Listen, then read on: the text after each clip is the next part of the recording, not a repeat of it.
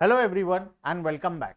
आज के क्लास में हम एक बहुत ही इंपॉर्टेंट और बहुत ही मजेदार टॉपिक जिसका नाम है difference between micro economics and macro economics. हम पिछले क्लास में माइक्रो इकोनॉमिक्स क्या होता है, मैक्रो इकोनॉमिक्स क्या होता है, vital process of the economy, economy क्या होता है, ये सब चीज के बारे में पढ़े थे। आज हम एक बहुत इंपॉर्टेंट टॉपिक माइक्रो इकोनॉमिक्स और मैक्रो इकोनॉमिक्स जो अक्सर एग्जाम में एक लॉन्ग क्वेश्चन के फॉर्म में आता है। जनरली जो यूनिट 1 से क्वेश्चन आता है, हर यूनिट से देखो एग्जाम का जो पैटर्न है ओडिशा का, हर यूनिट से एक एक लॉन्ग क्वेश्चन आना मैंडेटरी है। यूनिट 1 से एक लॉन्ग क्वेश्चन आएगा जिसमें तुम्हें दो ऑप्शन दिया जाएगा। एक तो जनरली क्वेश्चन रहता है difference between micro economics and macro economics, और भी जो क्वेश्चंस होते हैं वो जैसे कि what are the types of economy, जो हम आने वाले क्लासेस में पढ़ेंगे। तो एक जो लॉन्ग क्वेश्चन होता है वो अक्सर देखा जाता है कि उसमें से जो पहला लॉन्ग क्वेश्चन होता है वो difference between micro economics and macro economics, ये टॉपिक अक्सर एग्जाम में होता है। ठीक है, तो इस वजह से हम लोग आज का जो क्लास होगा उसमें पढ़ेंगे difference between micro economics and macro economics. Description box में वीडियो के ऐप का लिंक दिया गया है, वहां पर तुम्हें ये पूरा नोट्स मिल जाएगा पीडीएफ फॉर्म पर। साथ में एक व्हाट्सएप नंबर दिया गया है, उस व्हाट्सएप नंबर में जरूर से अपने कॉलेज का नाम मैसेज कर देना, जिससे कि हम तुम्हें तुम्हारे रेस्पेक्टिव कॉलेज ग्रुप में ऐड कर दें। ठीक है, ओडिशा के सभी कॉलेज का ग्रुप हमारे पास अवेलेबल है। चलो फटाफट से शुरू करते हैं हमारा आज का topic, micro and macro economics का डिफरेंस। एक काम करें, पहले जाकर देख लें पिछले में कि माइक्रो इकोनॉमिक्स क्या होता था, मैक्रो इकोनॉमिक्स क्या होता था। चलो चलते हैं पिछले क्लासेस में और देखते हैं माइक्रो इकोनॉमिक्स क्या था और मैक्रो इकोनॉमिक्स क्या था। ये था micro economics. Definition of micro economics, micro economics क्या बोलता था, हम जब इंडिविजुअल के बारे में पढ़ेंगे, when we study about individual, देखो नाम में लिखा है ना माइक्रो का आई, ये आई का मतलब होता है इंडिविजुअल।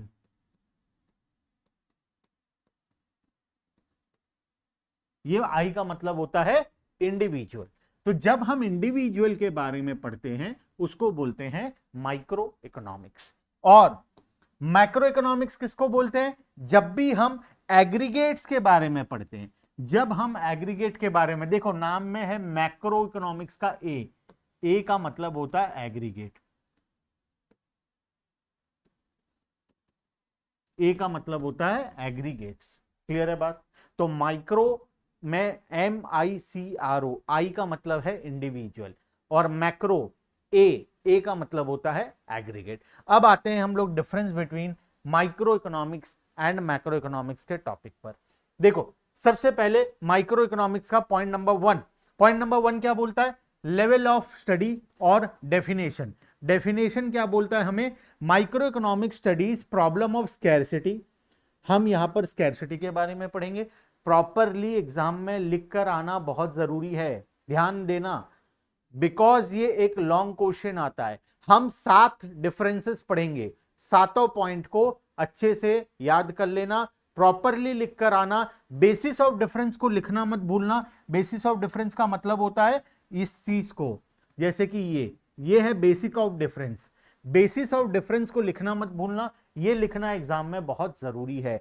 तुम्हें पूरा पीडीएफ नोट्स मोबाइल ऐप पर मिल जाएगा। ठीक है, देखो micro economic studies problem of scarcity and choice at the level of individual. देखो हम बात किए थे ना, माइक्रो इकोनॉमिक्स जो होता है, आई का मतलब होता है इंडिविजुअल। यहां पर हम इंडिविजुअल के बारे में पढ़ते हैं। एक इंडिविजुअल को क्या प्रॉब्लम हो रहा है, एक बिजनेस ऑर्गेनाइजेशन को क्या प्रॉब्लम हो रहा है, एक छोटे से ग्रुप को क्या प्रॉब्लम हो रहा है, एक कंज्यूमर का बिहेवियर कैसा है, डिमांड, एक पर्टिकुलर प्रोडक्ट का मार्केट में डिमांड कैसा होगा, एक पर्टिकुलर प्रोडक्ट का मार्केट में सप्लाई कैसा होगा। जब हम किसी एक पर्सन, एक प्रोडक्ट, एक छोटे से ग्रुप के बारे में पढ़ते हैं उसे बोलते हैं माइक्रो इकोनॉमिक्स।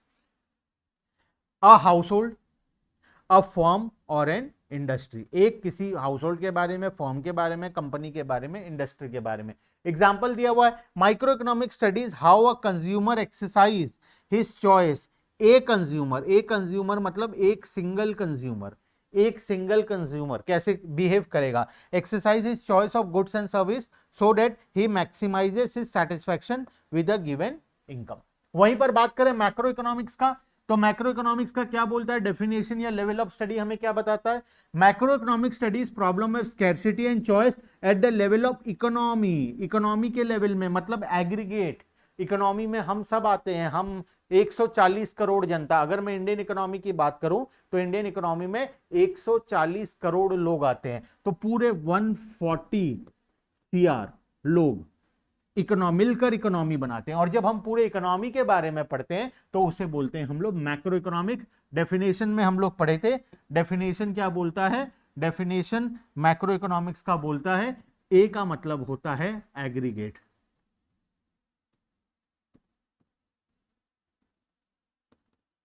एग्रीगेट्स। बात समझ में आया। इलस्ट्रेशन एग्जांपल के बाद, macro economic study how the national resources, यहां पर एक इंसान का रिसोर्स था, इंडिविजुअल के बारे में पढ़े थे, एक कंज्यूमर के बारे में, एक सिंगल कंज्यूमर के बारे में, यहां पर हम नेशनल के बारे में पढ़ रहे हैं, नेशनल में सबको ही आ जाते हैं, are used for production of defence goods and consumer goods so that welfare of all the resident is maximised, सभी का भला होना चाहिए, यहां पर किसी एक इंसान का भला होना चाहिए, यहां पर सभी का भला होना चाहिए। यही तो मेन डिफरेंस है माइक्रो और मैक्रो इकोनॉमिक्स के बीच में। तो सबसे पहला पॉइंट हो गया लेवल ऑफ स्टडी, या फिर डेफिनेशन के बारे में बात करें तो माइक्रो और मैक्रो के बीच का डिफरेंस। क्लियर है बात। नेक्स्ट आते हैं assumptions of study. Micro economics क्या अजम्पशंस लेता है, माइक्रो इकोनॉमिक्स अजम्पशन लेता है certain variable are assumed to be constant, कुछ वेरिएबल को हम कांस्टेंट मानते हैं। देखो सिंपल सा लॉजिक है, जब हम माइक्रो इकोनॉमिक्स पढ़ रहे हैं तो हम मानकर चलते हैं कि कुछ वेरिएबल कांस्टेंट रहेगा। कौन से वेरिएबल रहेंगे, मैक्रो इकोनॉमिक्स के जितने भी वेरिएबल है कांस्टेंट रहेंगे, और जब हम मैक्रो इकोनॉमिक्स पढ़ेंगे तब माइक्रो के वेरिएबल्स कांस्टेंट रहेंगे। समझते हैं, देखना, certain variables are assumed to be constant in microeconomics whereas they are assumed to be changing in macroeconomics. In microeconomics total output and employment are taken as constant। देखो एक simple सा logic बताता हूं, नीचे आ जाओ। जब हम माइक्रो पढ़ रहे हैं, हम मानकर चलते हैं हम किसी एक के बारे में पढ़ रहे हैं, एक इंसान के इनकम के बारे में पढ़ रहे हैं, किसी एक इंसान के एक्सपेंडिचर के बारे में पढ़ रहे हैं, मान लेते हैं अभी मेरे बारे में पढ़ रहे हैं। अगर मेरे बारे में पढ़ रहे हैं तो सोच कर देखो, जब तुम मेरे बारे में स्टडी कर रहे हो, अगर गवर्नमेंट इनकम टैक्स को चेंज कर दे, कोई ऐसा वेरिएबल को चेंज कर दे जिससे सभी को इंपैक्ट पड़ेगा, मतलब मुझे भी इंपैक्ट पड़ेगा और बाकी सबको इंपैक्ट पड़ेगा, तो तुम्हें नहीं लगता उस इनकम टैक्स के वजह से मेरे बारे में जो तुम एनालिसिस कर रहे थे उसमें कुछ चेंजेस आ जाएगा? ऑब्वियस सा बात है, क्योंकि वो फैक्टर का इंपैक्ट मेरे ऊपर भी पड़ेगा, तो वो फैक्टर का इंपैक्ट जब मेरे ऊपर पड़ेगा तो मेरे भी बिहेवियर में चेंजेस आ जाएगा, मेरे बारे में जो तुम एनालिसिस कर रहे हो, स्टडी कर रहे हो, उस पर चेंजेस आ जाएगा। मान लो मेरे डिमांड के बारे में या मेरे एक्सपेंडिचर के बारे में पढ़ रहे हो, मान लो मैं 100 रुपए कमाता हूं, उसमें से मैं 10 रुपए टैक्स देता हूं गवर्नमेंट को और 90 रुपए का मैं एक्सपेंडिचर करता हूं, ठीक है। अब अचानक से गवर्नमेंट क्या किया, टैक्स को इंक्रीज कर दिया। टैक्स क्या है, मैक्रो इकोनॉमिक फैक्टर है। अगर मेरे बारे में, मेरे एक्सपेंडिचर के बारे में तुम पढ़ रहे थे और उस बीच में टैक्स इंक्रीज हो गया, तो अब मुझे टैक्स मान लो 40 देना पड़ता है, तो ये बदल कर कितना हो जाएगा, 60 हो जाएगा। क्या इसके वजह से इस पर इंपैक्ट पड़ा? यस। तो ये मैक्रो इकोनॉमिक फैक्टर था। टैक्सेस क्या है, मैक्रो इकोनॉमिक फैक्टर है, क्योंकि टैक्सेस सभी के लिए सेम होता है। टैक्स जब चेंज होता है पूरे इंडिया में सबके ऊपर इंपैक्ट पड़ता है, तो tax is a macro economic factor. वहीं पर मेरा expenditure is a micro economic factor. तो ये चेंज हो गया बिकॉज ऑफ दिस, ये बार बार बदल जा रहा है क्योंकि इसमें चेंजेस आ रहा है। तो इसीलिए जब हम माइक्रो इकोनॉमिक्स पढ़ते हैं तब हम मान कर चलते हैं, जब भी हम माइक्रो इकोनॉमिक्स पढ़ेंगे तब हम मान कर चलेंगे कि जो मैक्रो इकोनॉमिक्स के वेरिएबल्स हैं वो क्या रहने वाले हैं, वो कांस्टेंट रहने वाले हैं। जब हम assumptions लेंगे, क्या assumption लेंगे, जब हम माइक्रो इकोनॉमिक्स पढ़ रहे हैं, certain variables are assumed to be constant in microeconomics whereas they are assumed to be changing in macroeconomics. In microeconomics total output total output and employment, ये कौन सा फैक्टर है? ये दोनों फैक्टर है मैक्रो फैक्टर। तो हम मानकर चलते हैं मैक्रो फैक्टर क्या रहेगा? कांस्टेंट रहेगा, are taken as constant while these are important variable in macro economics. तो आउटपुट हो गया, एम्प्लॉयमेंट हो गया, या और कोई फैक्टर जो भी मैक्रो इकोनॉमिक का फैक्टर है वो कांस्टेंट रहेगा जब हम माइक्रो पढ़ रहे हैं। और जब हम मैक्रो पढ़ेंगे, जब हम मैक्रो इकोनॉमिक्स पढ़ेंगे, तब मानकर चलेंगे इंडिविजुअल फैक्टर्स मतलब माइक्रो इकोनॉमिक फैक्टर्स कांस्टेंट रहेगा। देखो, certain variables are assumed to be constant in macroeconomics whereas they are assumed to be changing in micro. In macroeconomics, distribution of output income is taken as constant. जब तुम macro economics पढ़ रहे हो, मतलब जब तुम पूरे देश के बारे में पढ़ रहे हो, तब तुम मानकर चलोगे इंडिविजुअल के ऊपर पढ़ने वाला जो फैक्टर्स है, इंडिविजुअल के ऊपर जो छोटे मोटे फैक्टर्स हैं, मतलब माइक्रो इकोनॉमिक फैक्टर्स हैं, वो सारे कांस्टेंट रहेंगे। हम सिर्फ नेशन के बारे में पढ़ेंगे, हम सिर्फ वो फैक्टर्स के बारे में पढ़ेंगे जो सभी को इंपैक्ट करेगा। बात समझ में आया? तो बेसिकली अगर मैं समरी बताऊं तो माइक्रो पढ़ेंगे तो मैक्रो कांस्टेंट रहेगा, मैक्रो पढ़ेंगे तो माइक्रो कांस्टेंट रहेगा। This is our point number 2 assumptions of study के अंदर में आता है। क्लियर है बात? तो अजम्पशन ऑफ स्टडी में जब माइक्रो इकोनॉमिक्स का लिखोगे तो क्या लिखोगे? मैक्रो फैक्टर्स इज कांस्टेंट, और जब मैक्रो में लिखोगे तो लिखोगे micro factor is constant. Clear है बात? यस। चलते हैं आगे। Third point number 3 central issue. Micro economics का सबसे बड़ा इशू क्या होता है? मैक्रो इकोनॉमिक्स का सबसे बड़ा इशू क्या होता है? माइक्रो इकोनॉमिक्स हमें क्या बोलता है? माइक्रो इकोनॉमिक्स का जो सबसे बड़ा इशू है वो है allocation of resources is the central issue of micro economics. Micro economics में जो सबसे बड़ा इशू है वो है एलोकेशन ऑफ रिसोर्सेज। रिसोर्स को हम किस तरीके से एलोकेट करेंगे, ये सबसे बड़ा प्रॉब्लम होता है माइक्रो इकोनॉमिक्स के अंदर में। एक प्रोड्यूसर के पास 100 ठो लेबर है, मान लेते हैं मैं प्रोड्यूसर हूं, मेरे पास 100 लेबर है। 100 ठो लेबर को मैं कहां पर जॉब दूंगा? मेरे 3 फैक्ट्रीज हैं, एक फैक्ट्री में मैं प्रोडक्ट ए बनाता हूं, एक जगह बी बनाता हूं, एक जगह सी बनाता हूं। तो अब मेरे लिए सबसे बड़ा प्रॉब्लम क्या हो गया? ये 100 लेबर को कहां कहां पर एम्प्लॉयड करूं, इसमें से कितने को यहां भेजूं, कितने को यहां भेजूं, कितने को यहां भेजूं, ये मेरे लिए बहुत बड़ा चैलेंजिंग इशू है। तो माइक्रो इकोनॉमिक्स का जो सबसे बड़ा सेंट्रल इशू होता है वो होता है एलोकेशन ऑफ रिसोर्सेज। रिसोर्स को हम किस तरीके से एलोकेट करेंगे। जैसे कि मैं एग्जांपल भी दिया था, जब हम इकोनॉमिक्स क्या है समझ रहे थे, मेरे पास पॉकेट मनी है 1000 रुपीज का, है ना, मेरे पास मान लो पॉकेट मनी है 1000 रुपीज का पॉकेट मनी है। अब जब 1000 का पॉकेट मनी है, 1000 है पॉकेट मनी, पॉकेट मनी, तो ये 1000 रुपीज को मैं कहां खर्च करूंगा? This is known as allocation of resources. जब मेरे पास 1000 रुपए है तो ये मेरा रिसोर्स है, दिस इज माय रिसोर्स। अब इसको मैं कहां कहां खर्च करूंगा? मैं मूवी देखने जाऊंगा, बुक्स खरीदूंगा, मैं ये गिफ्ट दूंगा, मैं रिचार्ज करूंगा, ऐसे मेरे पास बहुत सारे ऑप्शंस हैं।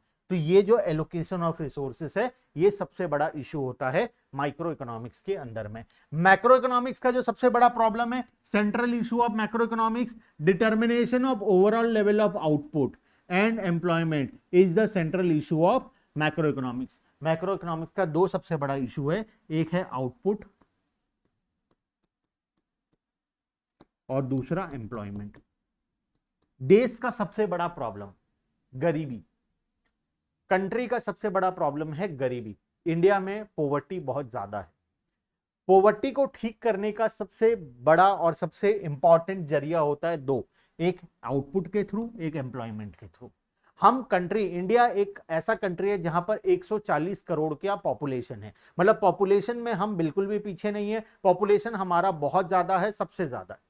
अब इस पॉपुलेशन को मैनेज करना पड़ेगा।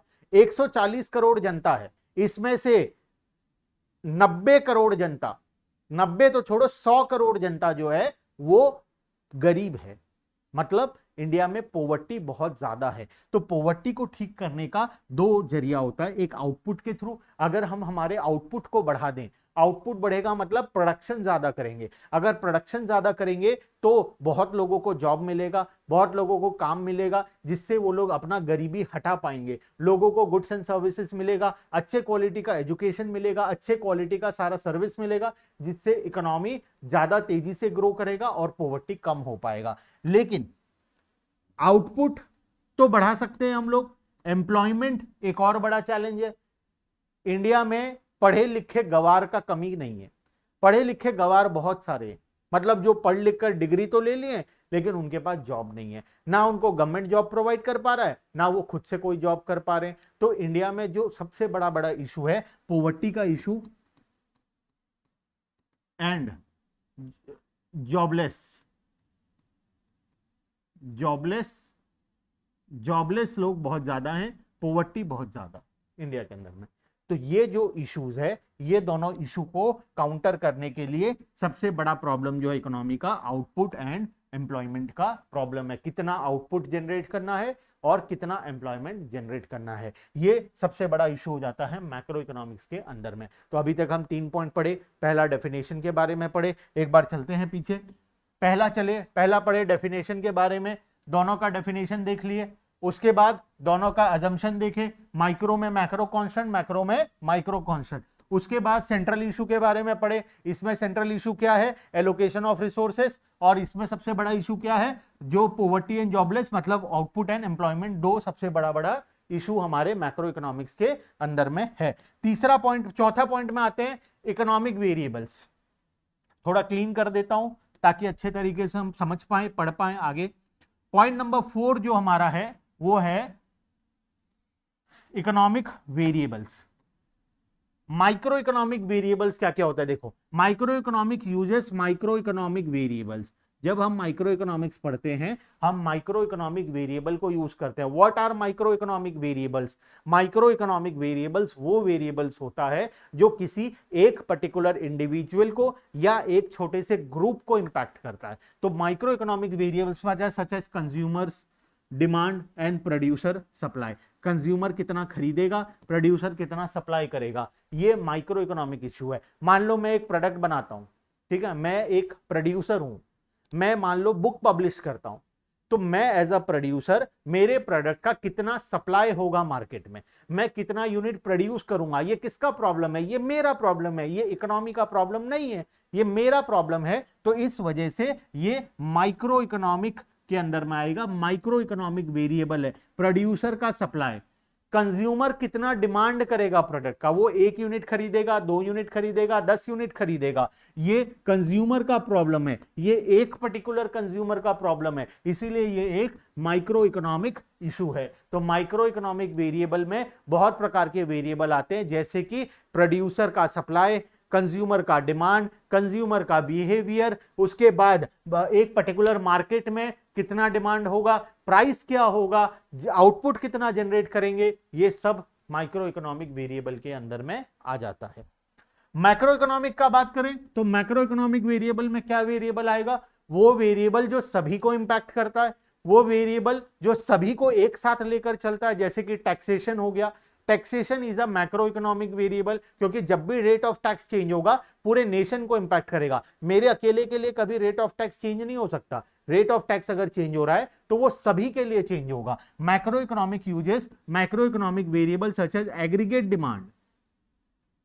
एग्रीगेट डिमांड का मतलब सभी का डिमांड, इंडिविजुअल डिमांड मतलब एक इंसान का डिमांड, एग्रीगेट डिमांड मतलब पूरे नेशन का डिमांड। नेशन में 140 करोड़ लोग हैं, 140 करोड़ लोग हैं, सभी का डिमांड को अगर मिला देंगे तो बन जाएगा aggregate demand. Referring to demand for all the goods and services in the economy and aggregate supply.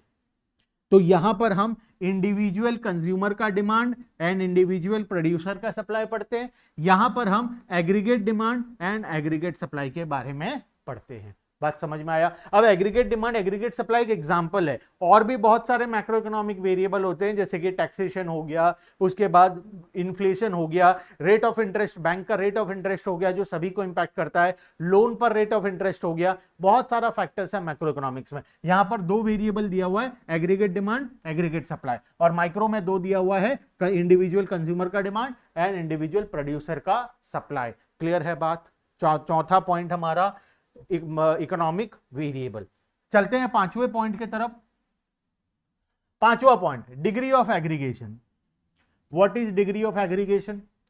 कितने लोगों को टोटल करेंगे? तो तुम समझ के देखो, माइक्रो इकोनॉमिक्स एक इंडिविजुअल या एक छोटे से ग्रुप के बारे में होता है, तो यहां पर डिग्री ऑफ एग्रीगेशन क्या होगा? वेरी स्मॉल, हम बहुत कम लोगों का वैल्यू को टोटल करेंगे। जैसे मान लो मिस्टर ए है, बी है, सी है, तीनों को टोटल कर दिए, तो हम यहां पर 3 लोगों का टोटल किए, तो डिग्री ऑफ एग्रीगेशन क्या होगा यहां पर? लिमिटेड या very less degree of aggregation. Degree of aggregation का मतलब होता है कितनों को टोटल करना है, छोटे से कम लोगों को टोटल करना है, ज्यादा लोगों को टोटल करना है। तो मैक्रो इकोनॉमिक्स में हम पूरे 140 करोड़ जनता का डेटा को टोटल करते हैं, तो यहां पर हाईएस्ट डिग्री ऑफ एग्रीगेशन होता है, यहां पर मैक्सिमम पॉसिबल एग्रीगेशन हम लोग कर देते हैं, क्योंकि मैक्रो इकोनॉमिक्स पूरे नेशन को लेकर चलता है। जब पूरे नेशन को लेकर चलता है तो यहां पर मैक्सिमम डिग्री ऑफ एग्रीगेशन होगा, और यहां पर वेरी लिमिटेड या very less degree of aggregation होगा। आओ पढ़ते हैं। In micro economics there is limited degree of aggregation. Word limited लिखना जरूरी है एग्जाम के अंदर में, अगर लिमिटेड वर्ड नहीं लिखोगे तो मार्क्स नहीं मिलेगा। Of economic variable. Illustration, microeconomic study equilibrium of a industry. It is an aggregation of all the forms producing a particular commodity. एक पर्टिकुलर कॉमोडिटी जितने लोग बना रहे हैं, चेयर, जितने लोग चेयर बना रहे हैं, सब कोई माइक्रो इकोनॉमिक। मैक्रो इकोनॉमिक का बात करें, in macro economic there is a wider degree of aggregation या highest degree of aggregation. Degree of aggregation as economic problem issues are studied at the level of economy as a whole, which is an aggregation of all economic unit in the economy. जब हम सभी economic unit का total करते हैं तो वो आ जाता है मैक्रो इकोनॉमिक इशू के अंदर। ये हाईएस्ट डिग्री ऑफ एग्रीगेशन या वाइडर एग्रीगेशन भी हम लोग इसको बोलते हैं। However, important is that to note that with the view to examine structural changes in the economy, macroeconomic also studies the level of economic activity in the agricultural sector. ये नहीं लिखोगे तो भी चलेगा एग्जाम में, बस यहां तक लिख देना सफिशिएंट है। लिखना चाहो तो नीचे का पोर्शन लिख सकते हो, लेकिन ना लिखो तो भी चलेगा। यहां पर इतना तक लिख दो, कोई दिक्कत नहीं है, और यहां पर यहां तक पूरा लिख देना, काम खत्म हो जाएगा।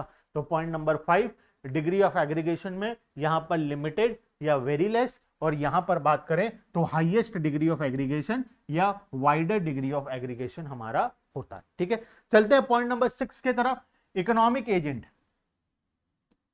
कौन कौन इकोनॉमिक एजेंट यहां पर है? Individual and institution who take economic decisions. यहां पर इकोनॉमी का जो डिसीजन लेता है वो कौन होता है? एक इंडिविजुअल होता है या एक इंस्टीट्यूशन होता है। मेरे बिजनेस के बारे में डिसीजन कौन लेगा? मैं खुद लूंगा। तो यहां पर डिसीजन मेकर कौन है? इंडिविजुअल होता है, या एक इंस्टीट्यूशन होता है, एक ऑर्गेनाइजेशन होता है। मान लो उद्देश्य कॉमर्स एकेडमी जो हमारा ऑर्गेनाइजेशन है, इसका डिसीजन कौन लेगा? हम ऑर्गेनाइजेशन के लोग मिलकर लेंगे, हमारे सारे एम्प्लॉइज, हम लोग सब मिलकर डिसीजन लेंगे। तो यहां पर क्या होता है? माइक्रो इकोनॉमिक्स में जो डिसीजन मेकर होता है वो या तो इंडिविजुअल होता है या तो इंस्टीट्यूशन खुद अपना डिसीजन लेता है। बिजनेस ऑर्गेनाइजेशन अपना डिसीजन खुद लेता है या इंडिविजुअल अपना डिसीजन खुद लेता है। लेकिन वहीं पर बात करें मैक्रो इकोनॉमिक्स में, मैक्रो इकोनॉमिक एजेंट कौन होता है? इंडिविजुअल हु टेक, यहां पर इंडिविजुअल इंस्टीट्यूशन नहीं होता, यहां पर at the macro economic decisions are taken by institutional economic agent like RBI.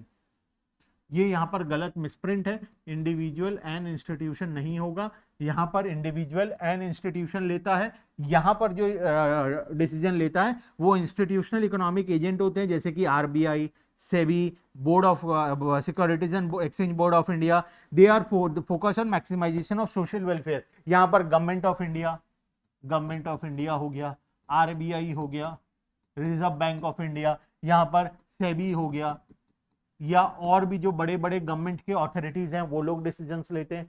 तो मैक्रो इकोनॉमिक डिसीजन, टैक्सेशन का डिसीजन कौन लेगा? मैं इंडिविजुअल खुद लूंगा अपना टैक्स का डिसीजन? नहीं, मेरे टैक्स का डिसीजन गवर्नमेंट लेता है। गवर्नमेंट जितना टैक्स बोलेगा मुझे पे करना पड़ेगा। तो यहां पर मैक्रो इकोनॉमिक के अंदर अगर हम बात करें तो मैं क्या चीज गलत है, रुको अच्छे से क्लियरली लिख देता हूं ताकि तुमको कंफ्यूजन ना हो। ठीक है, एग्जाम में कोई कंफ्यूजन नहीं होना चाहिए हमारे बच्चों को। तो यहां पर दो वर्ड मिसप्रिंट है, तो मिसप्रिंट वर्ड को मैं काट देता हूं, ये दोनों वर्ड को तुम काट लेना। ठीक है, नोट्स में हालांकि मैं ठीक कर दूंगा, नोट्स में भी अगर मिसप्रिंट है तो ये दोनों वर्ड मिसप्रिंट है। इकोनॉमिक एजेंट यहां पर कौन होता है? यहां पर इकोनॉमिक एजेंट जो होते हैं वो बड़े बड़े इंस्टीट्यूशनल इकोनॉमिक एजेंट्स होते हैं, जैसे कि आरबीआई हो गया, सेबी हो गया, गवर्नमेंट ऑफ इंडिया हो गया, प्रेसिडेंट हो गया,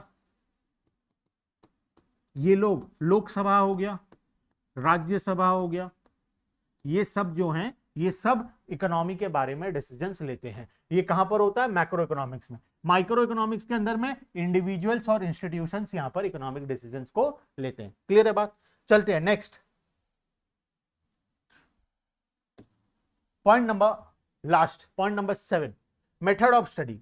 method of study in micro economics, micro economics is often described as partial equilibrium analysis. इसको हम पार्शियल इक्विलिब्रियम एनालिसिस भी बोलते हैं। This is known as partial equilibrium analysis, क्योंकि यहां पर हम एक इंडिविजुअल का इक्विलिब्रियम, एक कंज्यूमर का इक्विलिब्रियम, एक बिजनेस ऑर्गेनाइजेशन का इक्विलिब्रियम के बारे में पढ़ते हैं। वहीं पर macro economics is known as general equilibrium analysis. बस ये समझने का इसमें कुछ भी नहीं है, ये बस एक पॉइंट है, 7वां पॉइंट जो एग्जाम में लिख कर आना है। यहां पर पार्शियल इक्विलिब्रियम होगा, यहां पर जनरल इक्विलिब्रियम होगा, बस बात खत्म। This is the difference between micro and macro economics. इतना लिख कर आ जाओगे, फुल मार्क्स एग्जाम में गारंटीड है, पूरा गारंटीड तुम्हें फुल मार्क्स एग्जाम में मिलेगा। क्लियर है बात? तो चलो आज के लिए हम यहीं पर स्टॉप करते हैं। मोबाइल ऐप को जरूर से डाउनलोड कर लेना, जिसमें तुम्हें सारा कुछ मिल जाएगा एग्जाम से related, past year paper, important question, practice sets और साथ में नोट्स,